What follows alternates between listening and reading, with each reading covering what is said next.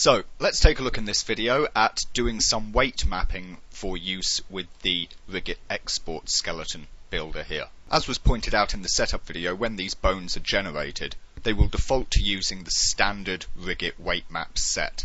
So all of the arm bones will just be skinned to the arms weight map. You'll have weight maps for left and right leg, map for torso, neck, head, and so on. Whilst this is fine for use inside Lightwave, of course the aim of this export rig is to be able to export it elsewhere, and that kind of weighting method won't work because of course it relies upon Lightwave's own internal skinning system. So as was said in the setup video, you should just think of those as sort of a starter, a placeholder in terms of your weight set.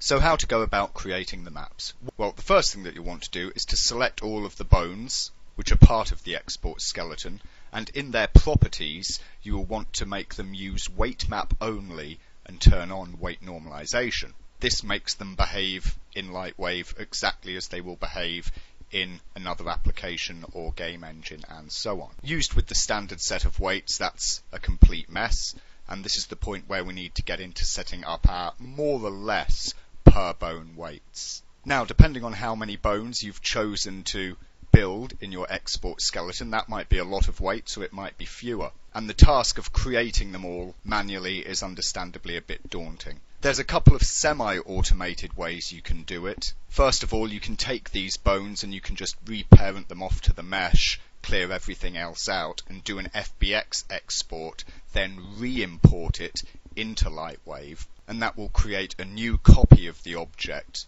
with one weight map per bone automatically generated. You can also use something like this, get the DStorm Load Bones plugin, which lets you take a skeleton in layout and load it into Modeler as skeletons, and you can then use Vertex Paint to auto-generate a set of weight maps for each bone individually. Both of these methods are okay, but they are a little messy, as you wind up with a bit of fall off across between vertices, often in places you may not want. So of course for this Hulk character here, what you wind up with is these arm bones will have influence on the chest area here that you then have to go and clean up. So whilst either of those methods are good for generating this whole set of weight maps, they're not so good in so much as you have to go back and clean up lots of those weight maps. And of course if you've got a symmetrical character like this, you've got to try and make the same changes on both sides, which can be a bit of a pain. Here is what I generally tend to do and is my preferred method. I will first of all have symmetry on for my character, and I'll just go through and start creating my weights manually. So, I'll select a bunch of points like this. I'll then create the new weight map for whatever this is going to happen to be, and I'll do it with a side designation. So for instance here left, and I'm just going to call it some map as an example here. And once I've done that, I've gone through my character and I've done my, symmetrical maps for the whole thing, is I'll come back, I'll turn off symmetry, select one half of my character. In this case I've been creating left side maps, so I would have been creating left side maps. So I end up selecting the right half of my character. I go into the vertex maps, and for each of those maps what I will do is I'll right click, copy vertex map, make that the right copy, and so of course then you get it only appearing on the right side. Go back to the left version of it and just clear map there. So that gives you a quick way to make your maps symmetrically and then just create the left and right hand versions nice and speedily. It would be nice if there were a mirror weights plugin somewhere, but unfortunately there doesn't seem to be. Otherwise you could just create the left side and then mirror everything. Another possible alternative that you could go with is to weight map, say, the left hand side, then copy and mirror that geometry, and then use something like this plugin, the Drain BGV map, which lets you transfer maps from one mesh to another. So create the left hand side, chop and mirror that to a new object, or a new layer rather, and then drain those maps onto the right hand side. A few options there, each with their own peculiarities, I know, but that is of course just the way that things are in Lightwave with regard to the weight map tools that are available. Anyhow, irrespective of whatever method you choose for creating your maps, here's the easiest way to go around getting them done for starters and then refining them. I always start out with solid block maps. So for instance, if we look here, I've got a map for the hand, and you'll notice that everything that has a value is just 100%, and it terminates solidly on this row of vertices. This next row are not assigned to the map at all. Then you see I have a forearm weight map here. Again, it's just a 100% block weight. Now, I did say before a sort of one map per bone weighting layout. You might have noticed that in the forearm here I have 2 bones, yet I only have a single forearm weight map. This is often fine, and to illustrate what it does, let me just twist the forearm here. You'll notice that as I roll and rotate the forearm controller, the entire forearm is twisting. Only this bone is actually doing any twisting. We look at its value there, we see it's at 29 odd degrees, whilst this guy is at 0, it hasn't banked whatsoever. The reason that we get that effect is because, of course, this entire chunk of mesh is getting influence from both bones. So this upper section of the forearm gets some of the twist coming from this lower forearm bone. This illustrates the reason why you have to use something like 1 weight per bone when you export. Because, of course, if all of these bones were on a single arm map, then what would happen, of course, is when our forearm rotated, these bones would be affecting the upper arm, and so that would rotate out as well, and the whole thing would break rather spectacularly. I can give that a demonstration here by just taking that bone, and I'm going to set it to be affecting the upper arm there, and as a result we can see what happens. So that's why we go 1 weight per bone for exporting our weights from Lightwave.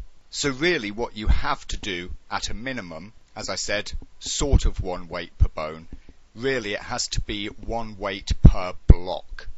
So each chunk of mesh that is a rigid, solid, straight, needs its own weight map.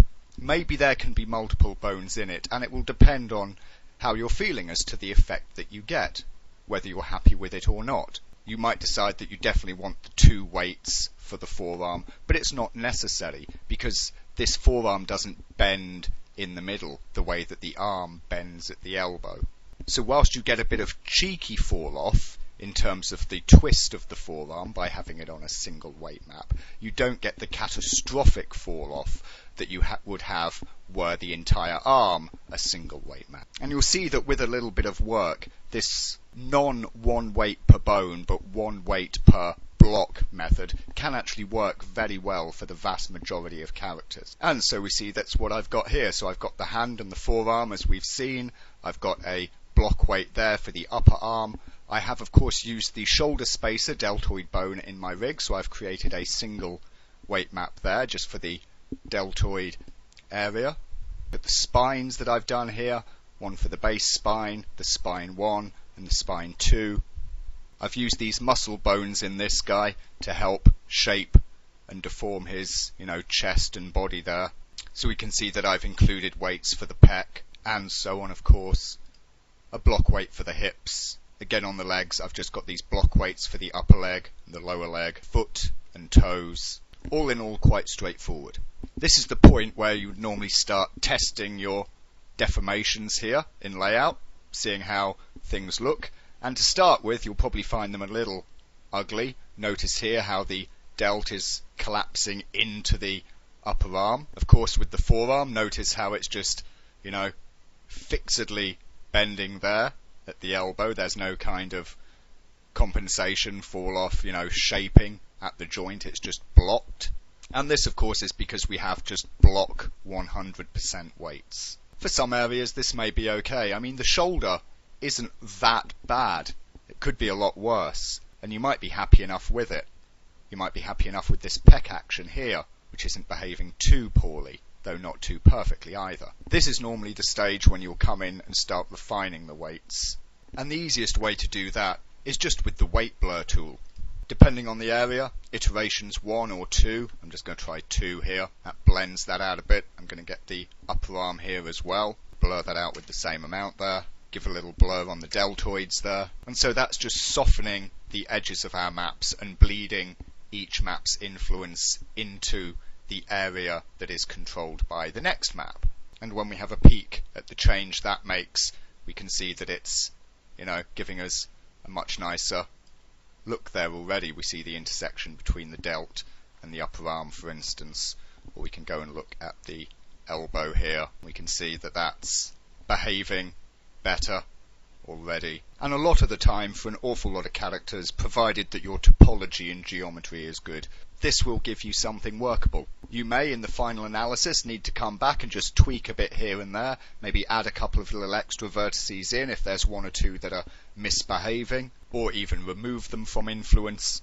And then what you'll end up with once you've done your fiddling around is a nicely blended sort of set of weights. You'll blur and blend off into one another in ideally just the right way to give the outcome that you're after. Depending on your character, it may be a little time consuming, but it's not that complicated or difficult. And so what we get is a reasonably well deforming character at the end of it, who works out nicely enough and whose deforms work well enough for us to be happy in our eventual engine elsewhere. And that really is all there is to it. Of course, I neglected to mention that as you go, you will want to select your bones and of course assign them the appropriate maps that you're creating, because of course their default assignment is just to the RHiggit standard weight set. Also, for convenience, when the bone rig is built by the RH Export Skeleton builder, the bones will come in locked. You'll see them in your scene editor here. They're locked, which prevents their being selected in the viewport like this. Unlocking them all is a pain, so this is a good spot to go and use the RH Lock Unlock tool that just lets you select all bones and block lock unlock for your convenience. And that pretty much is that. That's how we go about weighting our character in a method that will be suitable for exporting.